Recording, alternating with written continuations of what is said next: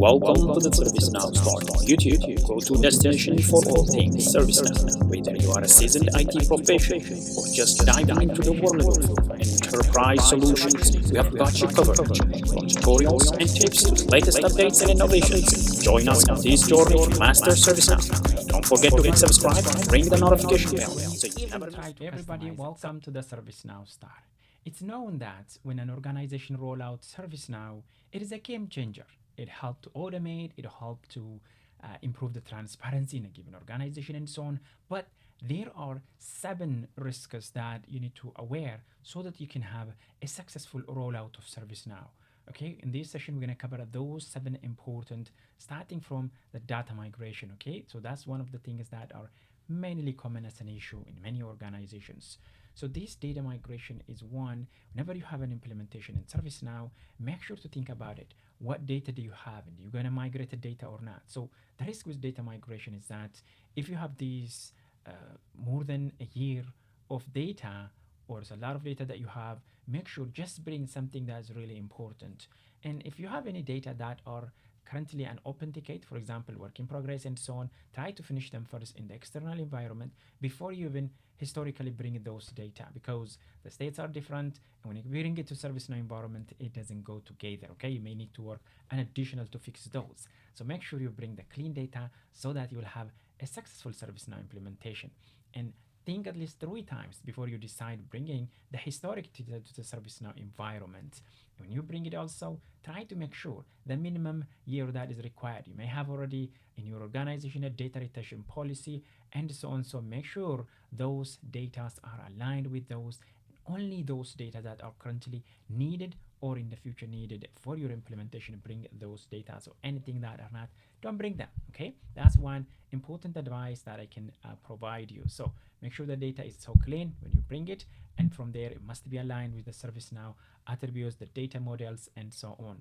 Now the second important thing is, there's a lot of clients we can see, hey, should I go ahead and customize or configure a given functionality? When you start implementing ServiceNow, this is a critical decision. Okay, start just configuring the platform and use it as much as possible out of the box or the basic. Okay, now when you start adding a new layer of customization to your platform, it will become more complicated. Not only that, when you upgrade your instance, you'll have a high or an increased number of days or hours to go back to live again. Okay, that's going to be an issue. So make sure less customization, more configuration to your platform is very important. So when you configure again, don't try to customize, and even if you customize, try to use a smart customization technique. So this is an important method that you can apply to have a successful implementation in your ServiceNow.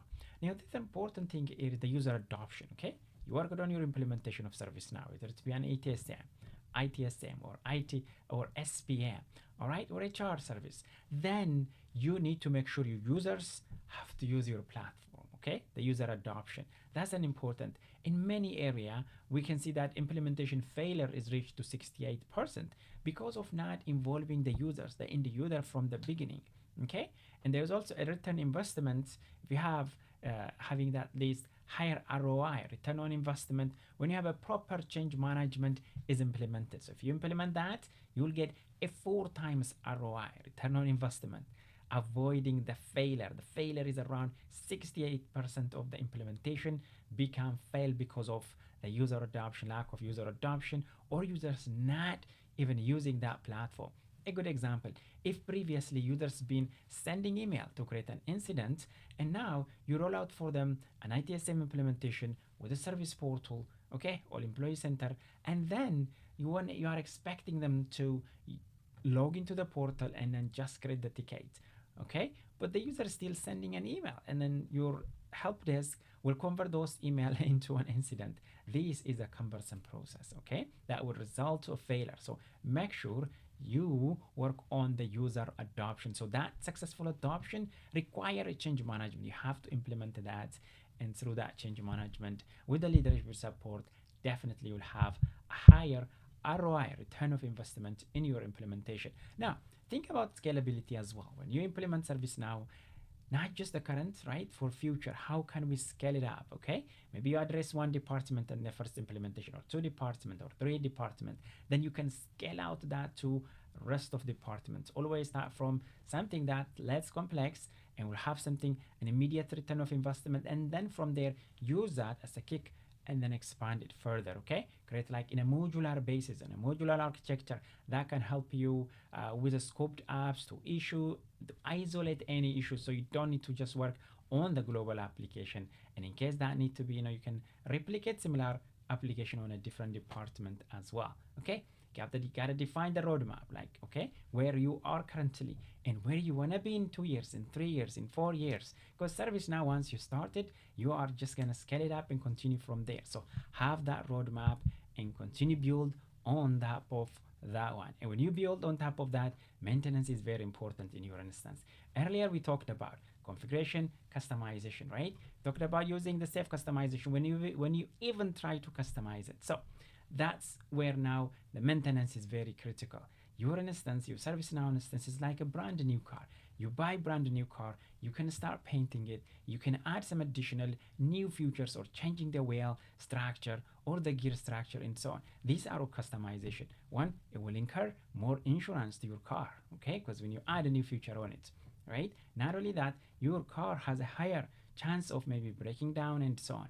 Okay, similarly, your ServiceNow instance, if you are customizing it more, it will result in a failure when you upgrade your instance. So make sure when you think of your ServiceNow, try to configure and use it so that way you can easily maintain and use it from upgrade to upgrade. Okay, access control, your ACs, access controls are very important. Make sure you create your proper access controls, not customizing the out of the box ACLs or access controls. And also regular updates, very important. Any patches, security patches and so on, they need to be applied. And also documenting any change that you apply to your instance is very important, because you might say we're gonna remember it, but through time you might gonna forget. So documentation is number one for your successful ServiceNow implementation. That's not it. Training is very important, because you work on a given implementation. If you don't train your end user, how come they're going to adopt a given ServiceNow implementation? No, it's very difficult. So it's very important to train your end users.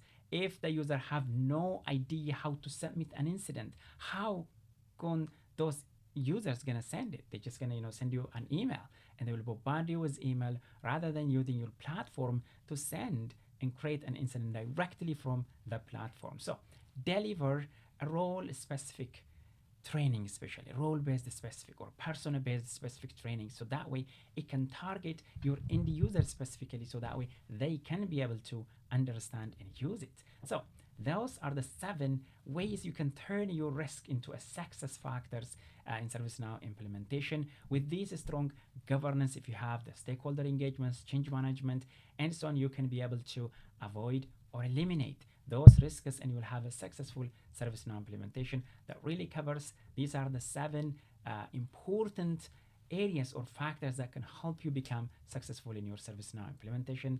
Thank you for joining the ServiceNow Star. I am your host, certified technical architect Mohammed Rashid Kamal. I'll see you on another one. Until then, have a great day, everybody. Bye bye.